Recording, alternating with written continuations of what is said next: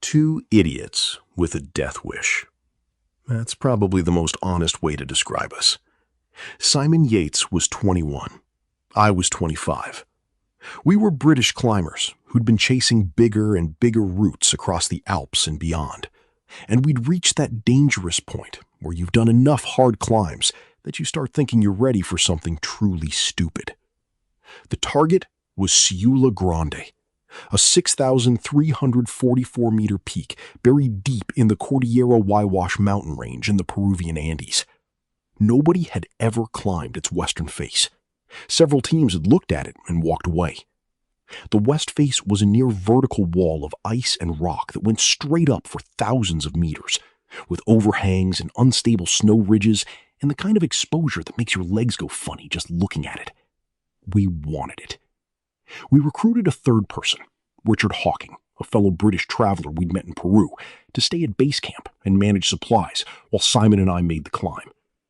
In May 1985, we arrived in the small mountain town of Huaraz, organized our equipment, and made our way out to the base of the mountain on foot with pack horses. The plan was alpine style.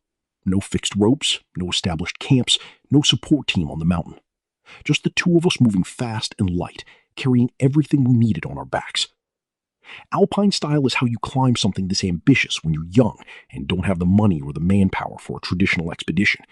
It's also how you get yourself killed, because there's no margin. If something goes wrong high on the mountain, you are entirely on your own. We knew that. We went anyway. Days 1 to 3, the ascent. We set off on June 13th, 1985.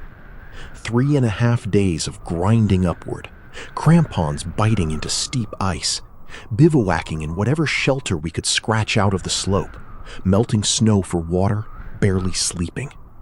The weather held, which on a face like this was the only reason we were still alive to keep climbing.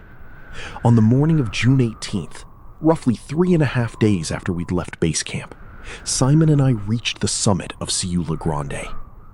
The view from the top was immense in a way that's hard to articulate if you've never been that high. Every direction was peaks, stretching off further than the eye could make sense of. We were the first people who had ever stood on that face of that mountain. We took a moment. Then we started down. Day 4. The descent. This is the part people don't understand about mountaineering. The summit is not the achievement. Getting back down is the achievement. More climbers die on descents than on ascents because you're already depleted when you turn around. Tired, dehydrated, mentally spent from the concentration of going up, and now you have to do it all again in reverse, on terrain you're seeing from a different angle for the first time. We'd been descending for a day when the weather turned. Clouds started building fast from the west, the way they do in the Andes when a proper storm is coming. The temperature dropped sharply. Wind picked up. Visibility started reducing. We increased our pace because in a storm on that face, slow means dead. And then I slipped. It wasn't dramatic. That's always the thing about these moments. They don't feel significant until a half second later when you understand what's happening. I was moving down a steep, icy section. My crampon caught wrong, and I went over. I fell maybe 10 or 15 meters before I stopped. Not long as mountain falls go. But when I stopped, something was very wrong with my right leg. The impact had been straight down through the leg, and my tibia had essentially been driven upward through my knee joint. I'd shattered several bones. My lower leg was at an angle it was never meant to be at. I sat in the snow and looked at it, and understood immediately what this meant.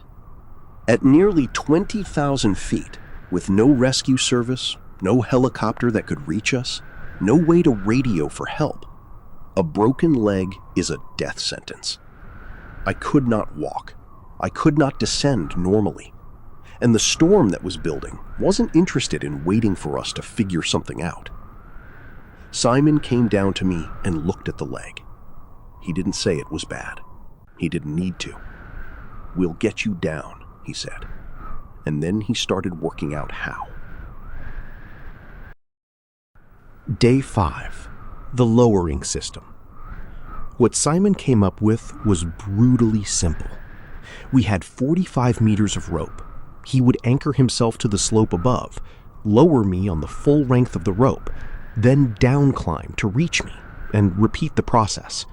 45 meters at a time, over and over down the face. This was going to be agonizingly slow. The storm was getting worse. Night was falling. We had no real choice. For me, being lowered meant lying back on the slope and letting the rope take my weight, using my good leg and ice axe as best I could to keep from spinning and to control my position. Every time I hit a bump or a dip in the slope, every time the rope jerked or shifted, the broken leg moved, and the pain was enough to make the edges of my vision go white. I shouted when I could. Simon couldn't hear most of it over the wind. We developed a rope pull signal system to communicate, tugs on the line to indicate ready, lower, stop.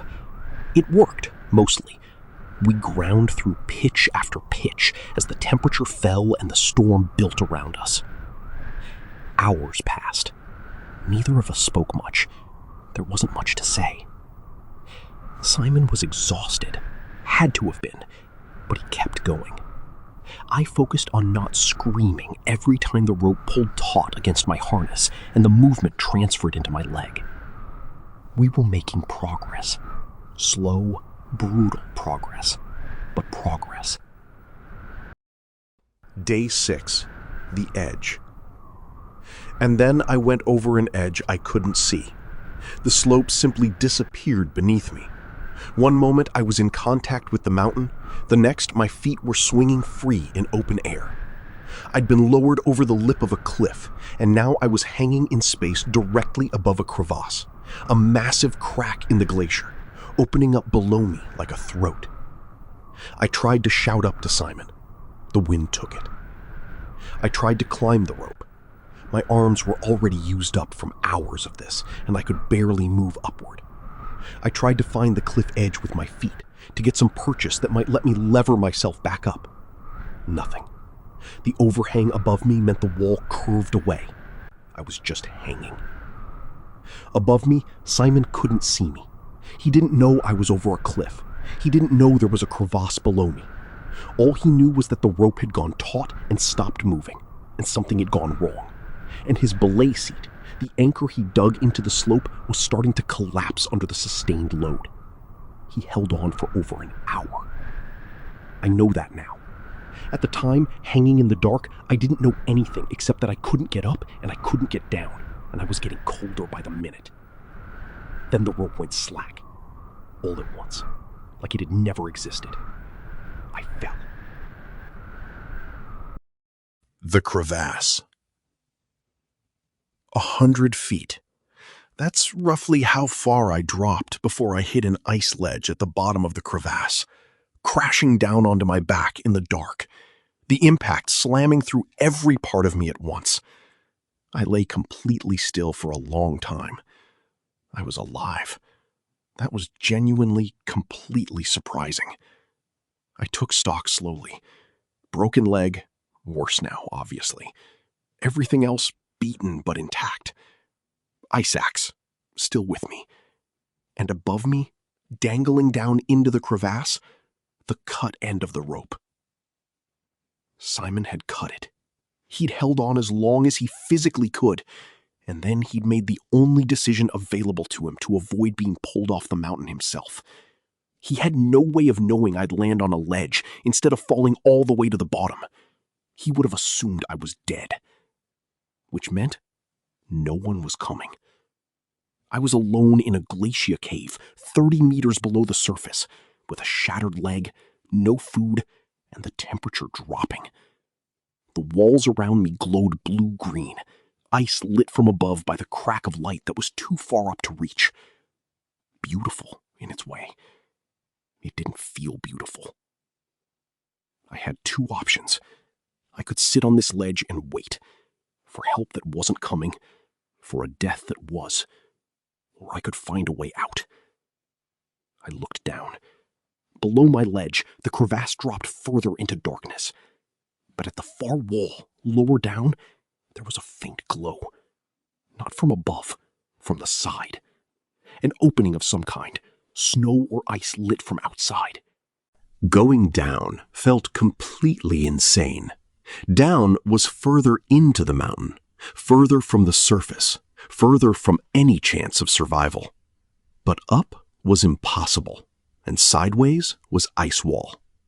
I used the cut rope to rappel deeper, hand over hand, controlling the descent, my broken leg dangling. At the bottom, I found an unstable ledge of hollow ice. It flexed and groaned under me as I crawled across it. Every movement, I was certain it would give way. It held. On the other side, a snow slope, angling upward toward a second opening in the crevasse wall. Daylight. I started climbing. Out of the crevasse. When I finally crawled out onto the glacier surface, I just lay there and breathed for a while. I was out. That was something. I was on the open glacier, in daylight, in roughly the right direction of base camp. Base camp was 5 miles away. 5 miles doesn't sound like much. 5 miles on a broken leg, with no food, no water except snow I could press against my mouth, across a crevasse field at high altitude. 5 miles was a different planet. I started moving. The technique was ugly. Plant the ice axe, hop forward on the good leg, swing the broken one through without letting it touch down, plant the axe again. Every hop sent a pulse of pain up through my body. The glacier was riddled with crevasses. Some were visible. I could route around them. Some were hidden under snow bridges, and I wouldn't know until I was on them. Each one I committed to crossing fast and kept moving. Standing still on a snow bridge is worse than crossing it quickly.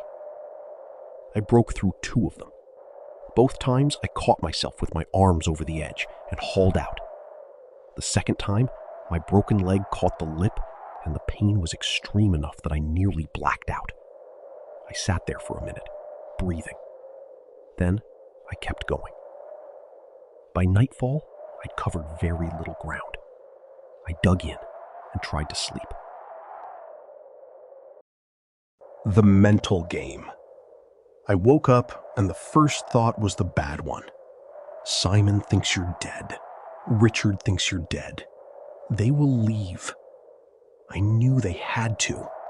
You can't stay at base camp in the Andes indefinitely, waiting for someone who fell into a crevasse. At some point, the rational decision is to accept the loss and go home. That point was probably coming fast, which meant I had to move faster. I invented a game to stop myself from thinking about the big picture, because the big picture, you are going to die alone out here, was too loud to function inside.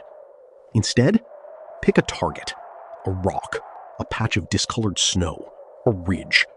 Give myself 20 minutes to reach it. That's it. Not 5 miles, just that rock. When I made the target, I'd feel something like satisfaction. When I missed it, I'd get annoyed and push harder for the next one.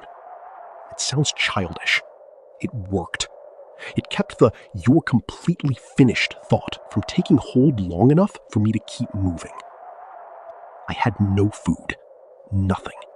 Water came from snow, which barely counts.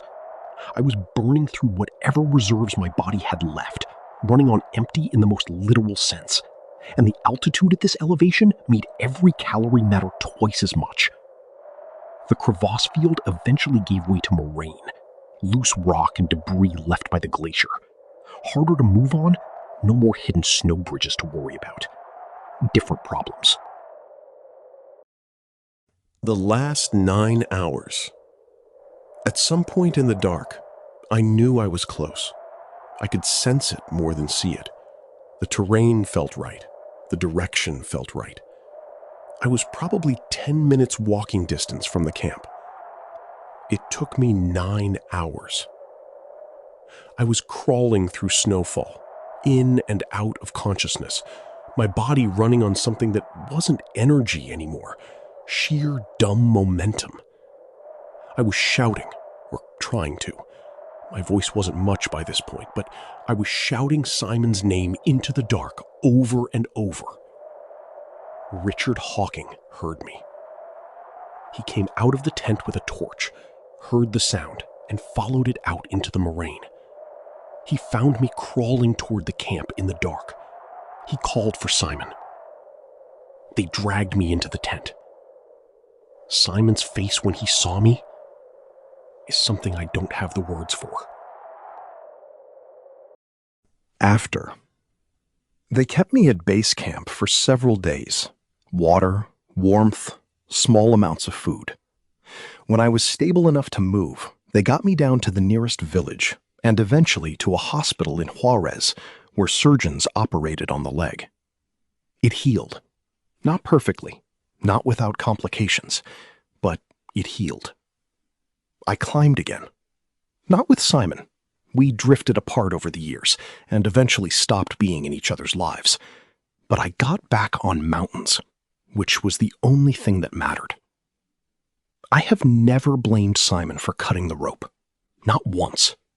He held on for over an hour in a collapsing belay seat in a storm, and when he finally cut it, he saved both our lives. Because if he'd been pulled off that slope, neither of us would have survived. And the only reason I got out of that crevasse, the only reason the crawl happened at all, is because I landed on a ledge instead of the bottom. That was luck, nothing else. What I know, the only thing I know for certain from those days, is this. As long as you keep making decisions, you're still in the game. Even bad decisions, even tiny ones, even just get to that rock in 20 minutes. The moment you stop deciding is the moment it's over. I decided to go down into the crevasse instead of up. I decided to cross the hollow ice ledge. I decided that I was not dying to a Boney M song. Those decisions brought me home.